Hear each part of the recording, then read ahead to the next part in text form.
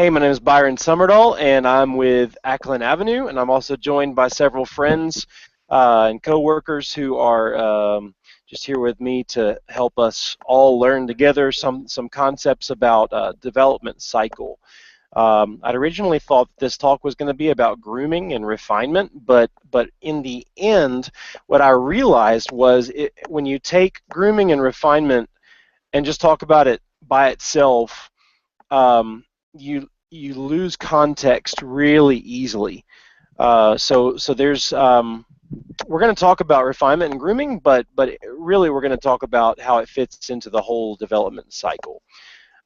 So I want to show you some graphics that Fernando helped me put together. I'll just get into my VM here. Oh crap! There's a fatal error. You guys see that? Yeah, I'm just Yeah. kidding. It's just a background. I know. We can see the icons as well. Yeah, yeah. Um, so let's see if this is loaded up. Yeah, it is. Okay. So just kind of introduce this. This is a just to talk about the agile development cycle, and we're going to follow 3 Ds.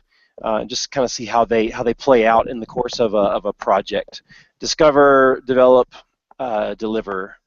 All 3 of those are very important things. First of all, I'm going to show you this little graphic that Fernando threw together today, just to kind of help me. The problem with this graphic is that I designed it for one thing, and he just made it pretty. That's the first problem.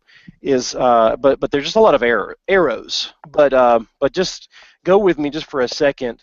The project comes in to our cycle at discover, and then we start to develop, and then we discover and we develop, we discover, we develop, and then at the end of an iteration we deliver.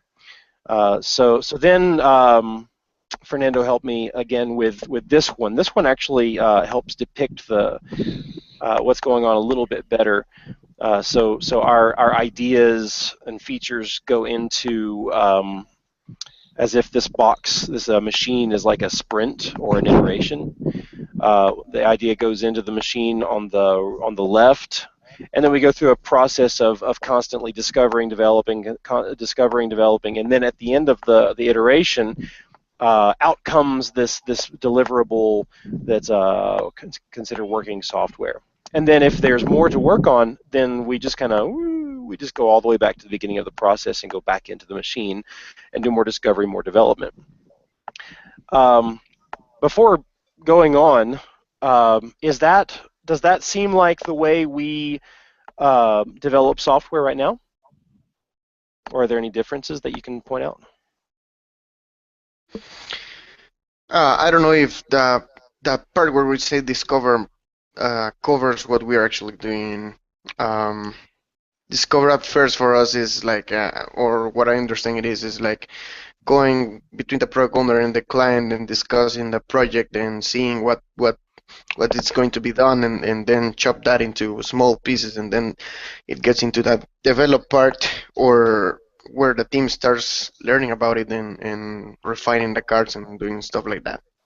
Right. I think it's the same thing that we are doing right now, but with a different uh, um, words. Maybe Different we are words. not maybe we are not related with Discover. Maybe we are more related with grooming. We're used to using the words like grooming, or sometimes we say refining. Yeah. Scrum Alliance actually, if we use Scrum, not everybody uses Scrum, but a lot of Scrum people will say refinement, because that's actually now part of the Scrum framework, is a refinement thing. So yeah, I'm kind of taking a little bit of liberty with the idea of discovery here, because Victor's right. We typically do what we call a discovery, which is kind of like a process in of itself, a development process, where like Victor said, product owner goes to the client and has a lot of conversations and tries to understand the product, and then comes back and brings all of that information back to the development team. And then we start going through separate grooming, refinement, and also development processes within a sprint. Yeah, and it sounds a better word since the client is still discovering his product. Right, because we can't always assume that, and nor should the client. The client shouldn't assume that that they know 100% about the product that they need to deliver. And that sounds weird. We're thinking, oh, the client does know 100% about the product they need to create. But really, the product, the process of creating software should be a more organic process where they can build something and maybe make some hypotheses about the thing they want to build, and say, okay, if we do this, we think we're going to get this many users, or we think the users are going to do this, or some sort of hypothesis, and then build something to test the hypothesis, and then throw it out there. Actually run it into production and get real users working on it, so that you can see whether your hypothesis is correct. And hopefully, to be able to prove that hypothesis, we're not talking about months worth of work, but maybe just weeks. So yeah, if a client comes to us and says this stack of papers, this is the product I want to create, then really what we end up doing is just we say, okay, that's fine, and then a few weeks later, when things start to change, we're just not surprised, and then maybe the client is surprised because they're not used to developing software, but we're not surprised because this happens to us all the time. It's actually a good thing. So yeah, I kind of like the word discover, not just because it starts with a D, and it is nice when things start with the same letters like that. But we should be constantly discovering what the product is along the way. I mean, we can have a good bird's eye view from the beginning of the project, but throughout the project, we are constantly discovering the product, rediscovering the product, maybe even changing our direction completely. So, any other comments about this or our current process or anything like that to clarify? Nothing. Okay. So let me go back up to this one. So let's imagine that a client comes to us with an amazing $1 million idea, and because that happens all the time, and so we're ready to actually start developing. Let's just say there was a discovery, what we call a discovery process before, which we actually, Acklen Avenue has a product called Discovery.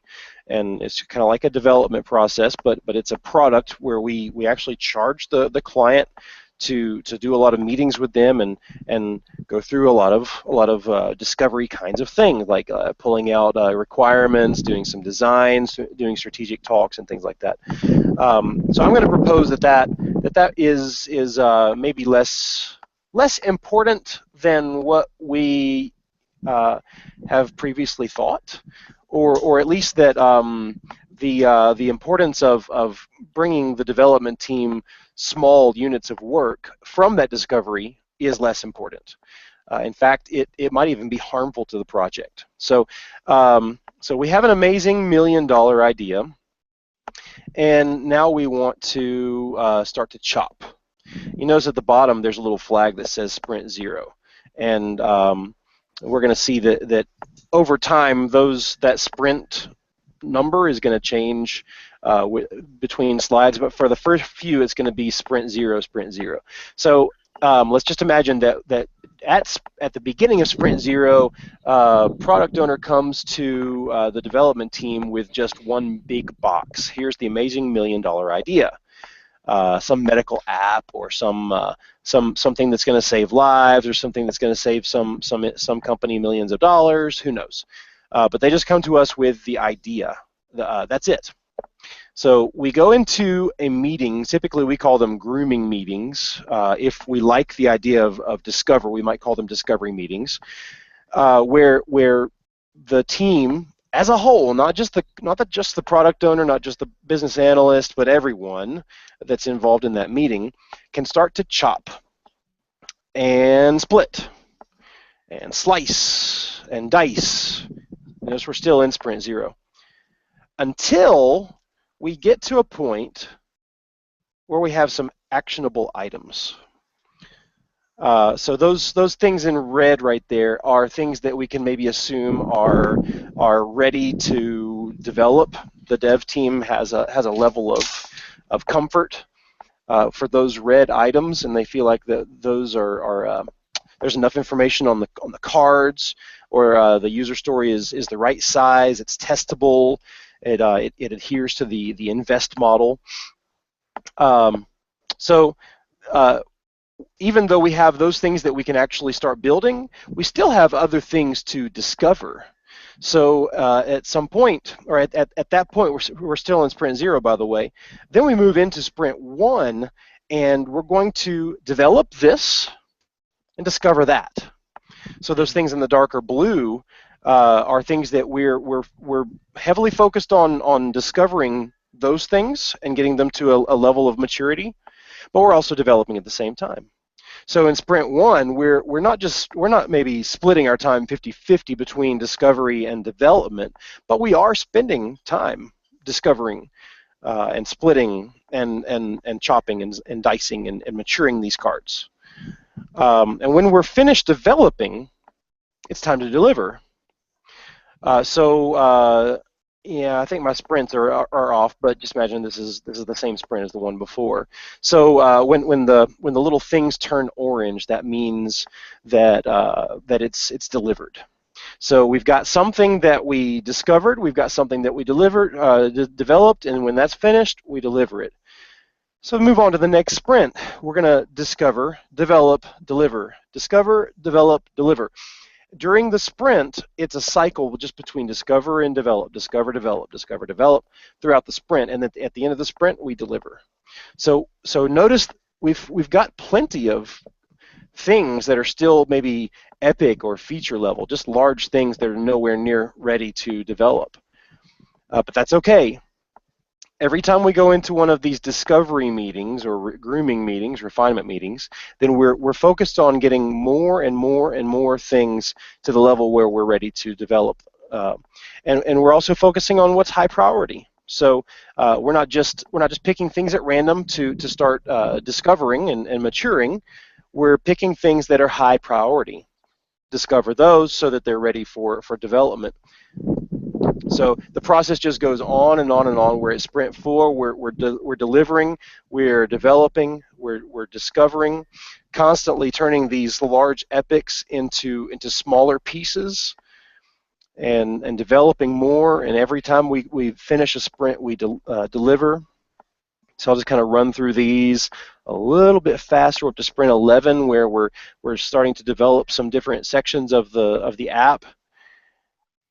And then we get to a certain point where there's just nothing left to discover. We've already exhausted all of the client's features, and we've been able to get them all down to a level where the team is comfortable building these things. So what do? We just develop and deliver. Develop and deliver, develop and deliver, develop and deliver.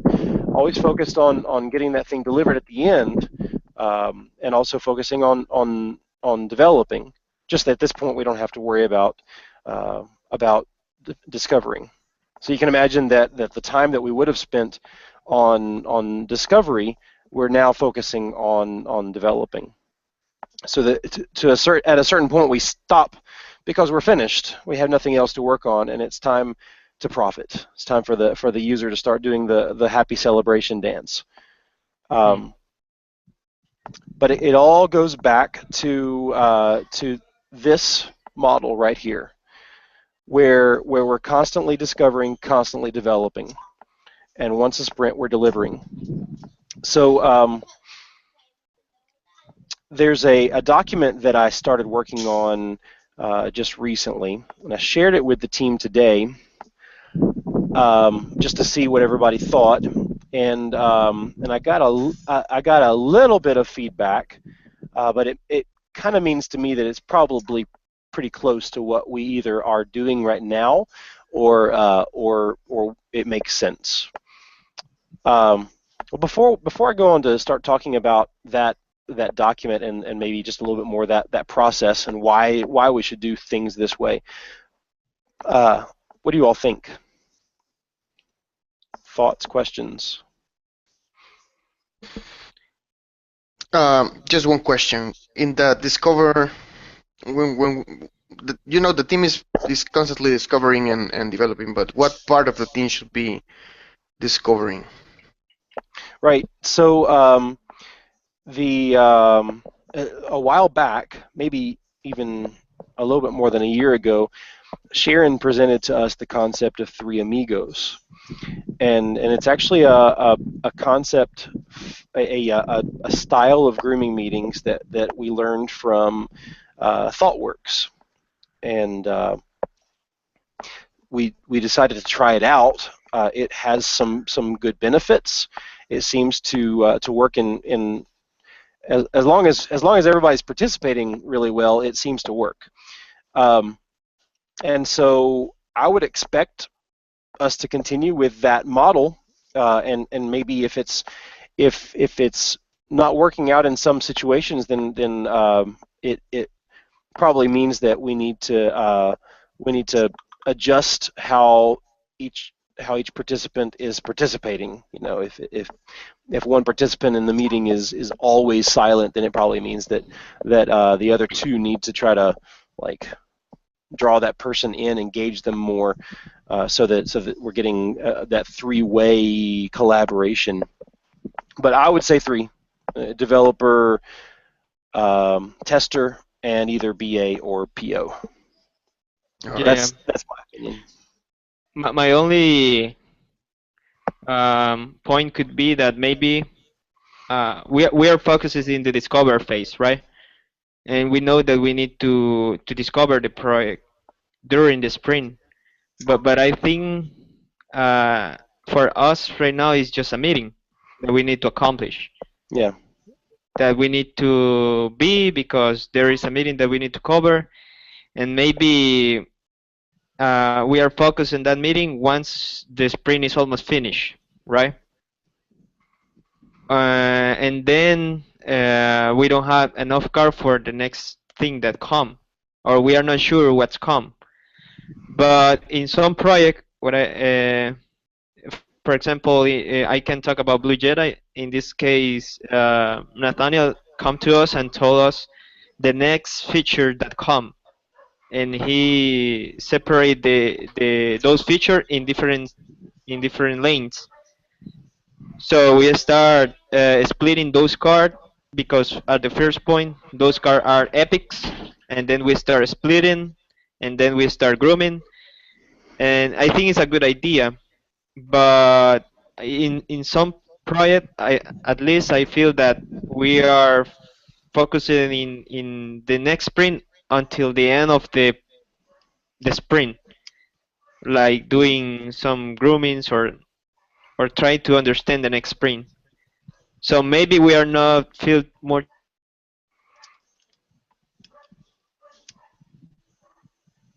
Did I lose you, Renee? I think we lost Rene. Um, I got. I think I got the idea of what Renee is talking about, and if he's truly offline, he can catch the answer to this in the YouTube video. Oh, I'm there you here. are. Yep. Hey, you're back. I think I was getting what you're talking about. Do you want to finish what you were saying? You might not know when you dropped off. No, I'm thinking that maybe we are not we don't feel much related with the word discover. Sure, At sure. least the develop team. I focus in develop. But when you throw the word discover, maybe we don't talk too much or we don't participate too much. We thought that's the business analyst task, or this is a product owner task. Sure. Sure. But I know I've even heard you, Renee, in meetings, when someone like Nathaniel or someone comes and says, we need to send. This is like a really elementary example, by the way. Sorry, but we need to send a text message to the admin when something over here happens. Well, then as a developer, you speak up and you say, okay, but that means we're going to have some sort of SMS gateway. Um, and you as a developer add a lot of perspective to something. I wish I could come up with a better example on my toes, but like someone comes up with an idea, or someone says this is the requirement. As a developer or as a tester, sometimes even as a not sometimes, but many times also as a designer, or as a BA, or as someone who grew up in this country or that country, you've got experience that helps you know how to respond to some sort of requirement. Product owner says, here's this thing that I would like to have coming up, or there's this feature that has this little Easter egg in it that you're like, oh ho, hold on a second, that's going to take like 6 extra weeks if you do that. Well, if you say that, then the product owner can go, oh, okay, well, it wasn't really that important, so we're not going to do that, right? Just because you were able to, from your experience, speak up and say, this thing is going to take a really long time, or maybe from your experience, if they say I want X, then you can raise your hand and say, okay, if you want X, it's no big deal, but if you do that, you're going to have to do this. There's a lot of times when that happens, even just beyond like raising awareness of Easter eggs and of potential problems. You've got intelligence and experience that can actually make their products better. So when the product owner says, I want a refrigerator, then you have used refrigerators before, and you can say, well, it would be pretty cool if there was a little space in front of the refrigerator where you can just put your cup and it fills it up with ice. Um, wow, I never thought about that. Let's talk. Let's go back and talk to the client and see if they like that. Maybe it becomes a very high priority feature, and it's just like, thank you very much. You just made my product even better because of your experience. You see what I'm getting at? We shouldn't put all of the burden of creativity on our clients, nor should we put it all on our product owners or our BAs. Yeah, that's the business side of things, but we all have experiences that can make things better. So to me, it's important that we as a whole development team are making our clients extremely happy, by making their products maybe even better than they were expecting. It doesn't mean that we're constantly trying to come up with ways to divert their product into different directions. But if you bring it up, product owner on our side says, yeah, that's going to fit really well with their vision. Product owner goes to the client or the stakeholders and says, here's this thing. Double win. So I hope you get what I'm getting at there. It's not just the BA and the PO that needs to be concerned about the features. That's you too. And yeah, like you were saying, we're looking forward to future sprints. So you're developing, and maybe once, twice, 3 times a week, you end up in a grooming meeting or a discovery meeting for an hour and a half, and you end up talking about things that you're not actually working on right now. You got to switch gears, use a different part of your brain, and think creatively. Raise questions, pick things apart, poke holes in it, find the Easter eggs, but you're thinking about things that are 1, 2, 3 weeks away. What else? Did I answer your question, Renee? Yeah. Cool. Yeah. What else? Well, Yamil is asking about the design process. How maybe is to involve to this process. He said that maybe in discovery process. Right. Maybe we need 4 amigos in our discovery meetings or our grooming meetings, because designers definitely bring another element or another perspective to the process. So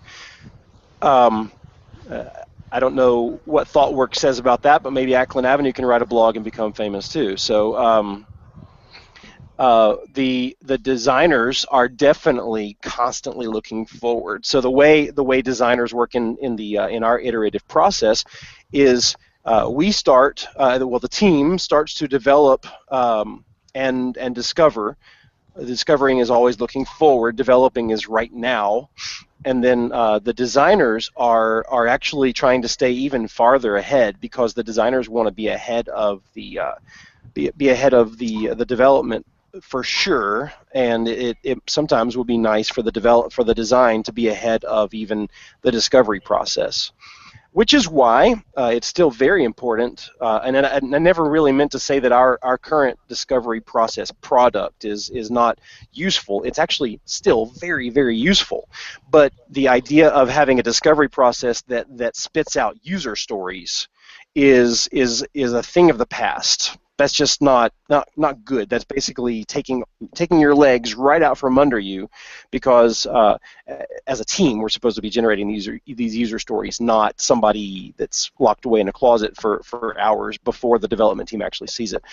But the designers are also part of that discovery process, and they're thinking ahead, and they're creating designs way ahead.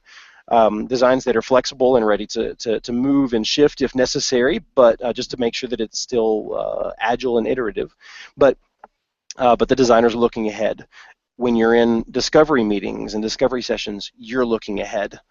The BA and the product owner are also constantly looking ahead, maybe even at a higher level, because you want to be able to come to the discovery meetings like very well equipped and ready to answer questions in an authoritative way. What else?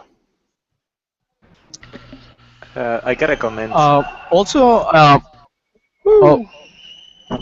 for the I'll, I well, heard sorry. Billy first. Um, Go with Billy first, and then yeah, Fernando. go Bill. Okay, okay.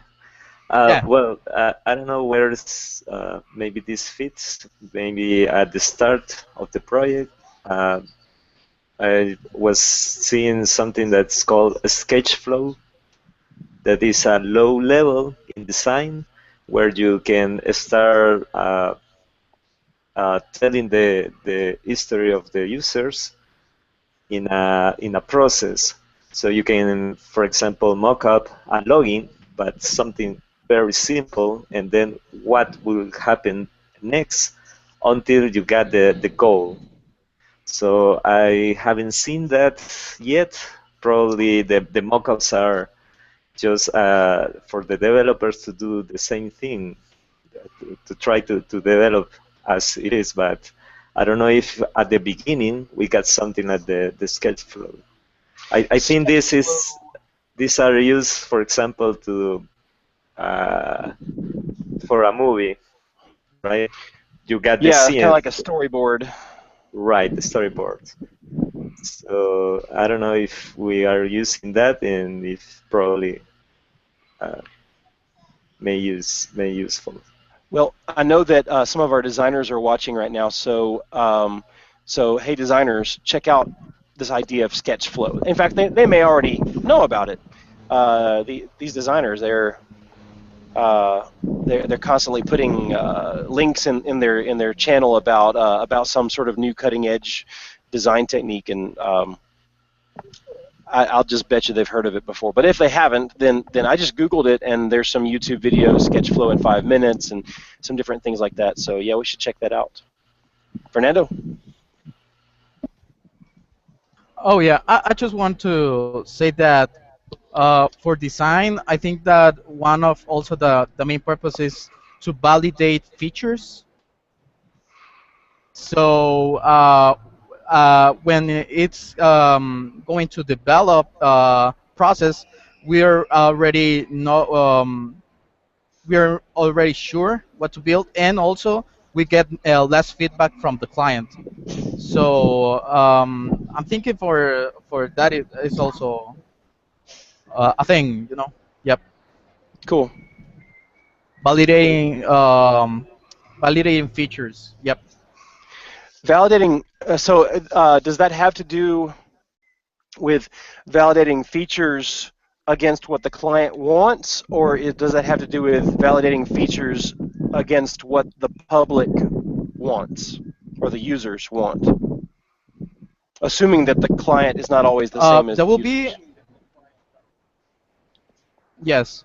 Well, it will be on both because you're looking for a better user experience, but also you're looking for an approbation from the client that will be, well, businesses purposes. So I think a little bit of both. Yep. Cool. Well, let's just kind of do a quick summary of of our development cycle in the context of this growth session, just to see if anything pops up. So the discovery step in the cycle focuses on breaking down large ideas or features into smaller, more manageable pieces. And we also want to add enough detail and information to those items, or what end up being user stories, to facilitate development and testing. That's at that point where the developers say, or the development team says, yes, we're ready. And I don't want to just say developers, because maybe the designers are not ready. Maybe the testers are not ready. Maybe there's just not enough information here to actually move. Um, so in some agile circles, that's called grooming or refinement, and just because it starts with a D, I'm using discovery here. So the first discovery sessions start, like I was showing you in the PowerPoint, start with very large pieces, and the team begins to try to wrap their minds around the product as a whole. And then everyone starts to ask a bunch of questions and wrestles with that concept, as the product owner or the business analyst serves as that expert or authority on what the product should be. And then over time, as features, and this is still kind of like to me, this is during either a discovery process, the beginning, or a sprint zero kind of thing. But over time, those features are refined and broken down into smaller pieces, and some of those higher priority items start to bubble up to the top of the list.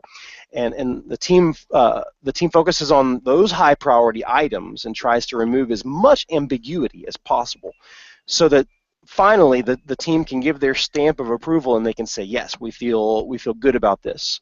Once the team feels comfortable with the size and the maturity of that item, we can consider it ready for development. And some of this is coming from sprint zero, but then also we start moving into the sprint one or sprint two, sprint three, where we might still have very large epics or features over to the side, but we need to discover them, refine them, groom them, and get them ready to work. So we call these small items user stories, and they help us focus on what's valuable to the people who will actually be using the product. So just another chance to throw out some questions or comments. Any questions or doubts about what I just described as this discovery? I don't have a question, but I have a comment. Yeah. And I think one of the big important part of the when we are developing a product is try to understand the product. I think if we understand the product, we know what piece is more important for the client, and maybe we should be more focused on that instead of waste time in other stuff. Yeah. Yeah, and I would think that if we're all smart about this, then we're considering the discovery process our chance as developers or testers or designers, our chance to really get to know the product at its core, so that we can understand how the client thinks and how things really should be. So then once things are actually ready for development, then we move on to a development phase, or I wouldn't say phase. It's just something that we do kind of in tandem with discovery. So once we're armed with enough information and a feeling of readiness, our dev team can actually be ready for success. We're poised for success, and no matter how much work there is over in the backlog, we know that we have a piece of work that we can actually start working on. So a lot of people think that the development is actually just coding, but coding is really just typing instructions into a computer to perform some sort of action or retrieve some information. Coding is relatively a small amount of what we actually do as a development team. So development includes choosing the right user stories to craft a spectacular demo, or it's spending time in conversation, sketching out things on whiteboards, arguing over the best approach to a problem, whether it's in the user experience or whether it's in some sort of architecture. We're designing user interfaces. We're experimenting with various approaches to find the best one. We're testing, and we're trying to prove hypotheses, and yeah, we're also coding in there too. So in an iterative cycle like what we use, development takes the lion's share of the time. So we're discovering, we're also delivering, but the development is the main part. And our team typically uses 2-week cycles, since that's enough time to actually feel some momentum, but also so that we can not spend too much time before we have to make course corrections. And if we have to make course corrections, they're not harmful to the product or too expensive. And at the end of that iteration, if the team as the team starts coming up for air, they look back over what they've accomplished and they start to prepare to show their work. So anything you can add to our development process just from my summary? Nothing here. Or questions? Victor, man of few words. And does that sound like our development process right now? It does. Cool. So we don't let things into the sprint or into our iteration unless we're ready, and we work until we're finished and we are able to come up for air. So okay, let's talk about delivery. So the Agile Manifesto defines success as working software. That's how we measure success. And that means that in order to have working software at the end of an iteration, we don't just pick user stories at random and then just start developing on them. That would be ludicrous, because that means that when we get to the end of a sprint and we have some finished user stories and we have some code, but we don't really have anything working necessarily. So we're following. Well, by default, we're following our clients' priorities by focusing on those when we're discovering the product. Those user stories are small because they are high priority. But then when we start to pick out user stories for our sprints, for our iterations, we're actually intentionally picking things that are going to make a great demo. What do you all think about that? I think it's a great idea in try to think how to impress to the client. But I'm not sure if we need to invest a lot of time in show a nicely app to the client instead of the functionality. So what should be first, the functionality or how the app looks? I think they should both come at the same time, because we're really trying to do end-to-end development. So when we finish with a feature, then anyone should be able to assume that all the UI work is already finished on that. Not to say that we can never go back and fix or tweak, but we don't say, okay, I'm finished, and then somebody says, but it doesn't look like it's finished. Oh, okay, well, it's because we haven't actually done the UI stuff, but the functionality's there. Well, no one but the developers care about that. Oh, the functionality's there. Nobody cares. Yeah, it's something that if we the say it's designer finished, they help want it to be us. finished. Yeah, I remember that we had some project before when there were no designers in the company, Yeah. and that we as a developer we say we finish all the thing that the client require, but we feel that there is something else that is missing, right? Yeah. So that's when as a company decide that we need to bring some designers, and then incredible there are a lot of designers that help us to each project. Yeah. So I think it's important, but at the same time the functionality should be in the same way. Yeah. Yeah. Yeah. Yeah, and We've really got to stay I, focused on that whole end-to-end stuff. Go ahead, Camilo. I mean, not Camilo, Carlos. yeah, I just like to add that sometimes, as part of the work that we get done, we don't necessarily just take the features. Sometimes we do have to have a healthy, balanced combination of features, bugs, defects, and customer requests that might come. And the appropriate way to do that is to prioritize the work. So Yeah. yeah, You're right. we don't necessarily have to be focused on on getting done all the features, but a healthy combination of features, bugs, design issues, and new customer requests. Yeah. Yeah. Yeah, you're right. You're absolutely right, and thanks for bringing that up. Hopefully, we're doing the most we can possibly do to reduce bugs before they become bugs. Um, and we do a lot of that. So I really feel like the number of bugs that might come up are extremely low, especially compared to products that we used to do as a company before we had QA or before we had designers in-house. So man, we've come so far. And that's kind of like the reason why we're talking about this is to try to mature our own understanding of something and go a step forward, away from a less experienced, less mature understanding of something.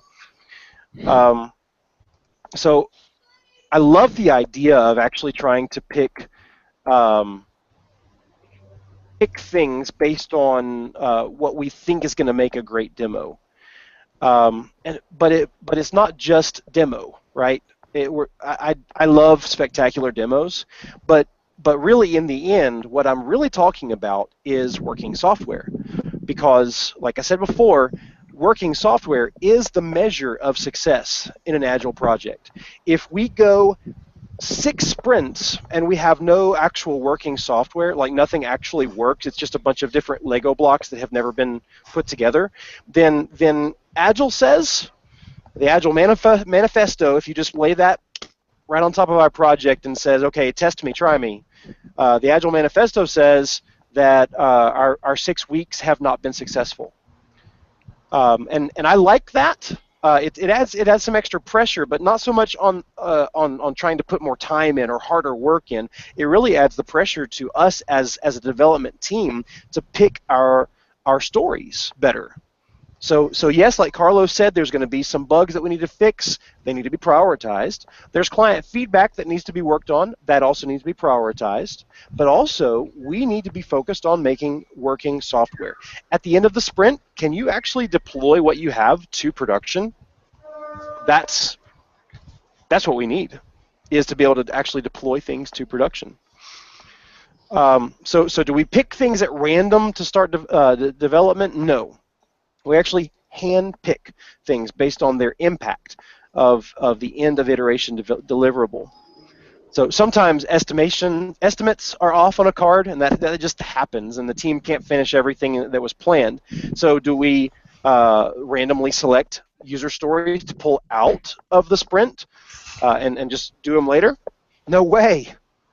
Once again, we're looking for working software at the end of the iteration. So does that mean that we ask the developers to work weekends to get more stuff, squeeze more, sacar más jugo, like try to get more work out of people? No, that's not agile. That's not sustainable. We're not going to do that either. It's not human either.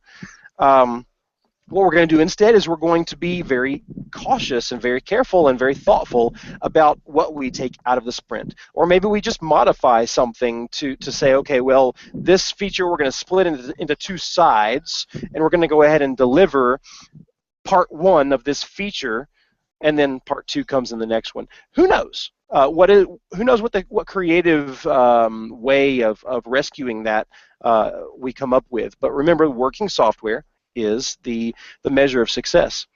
So one or more stories might need to be sacrificed or modified, but the team collaborates on the best way to proceed. No one person decides this is what we're going to do. We collaborate together.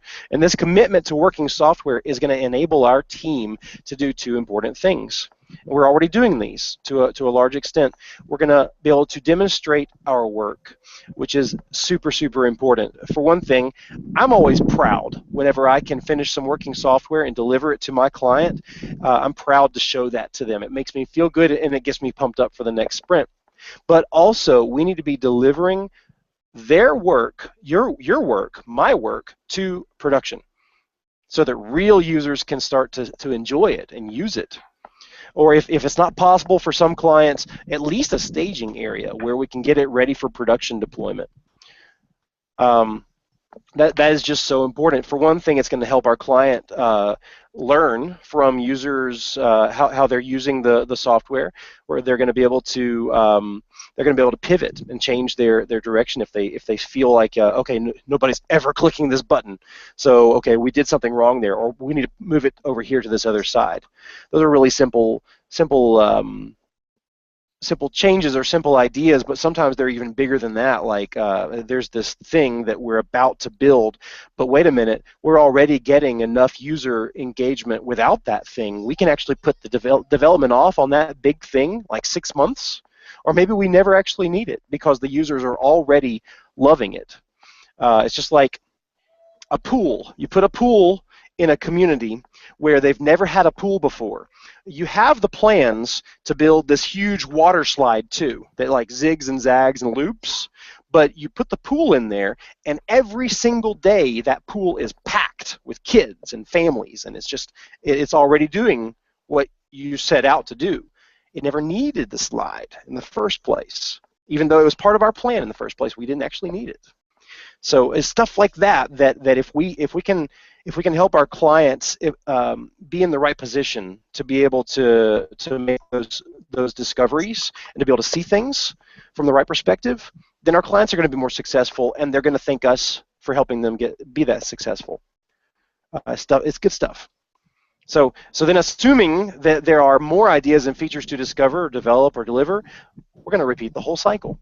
So it goes right back to that factory image where we're during the sprint or during whatever phase we're in, we're going through, we're discovering, developing. At the end, we deliver something working, and then we start it all over again. What do y'all think?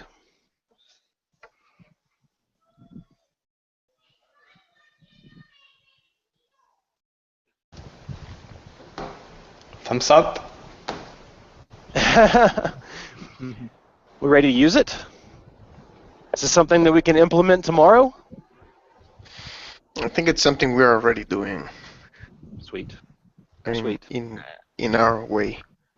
Maybe we're not calling it discover, maybe we're iterating differently, but we are in essence doing the same thing. Yeah, Cool. maybe we are not. I say that maybe the discover part is the less used right now. I don't mean in our current project, but I mean in the company. Yeah.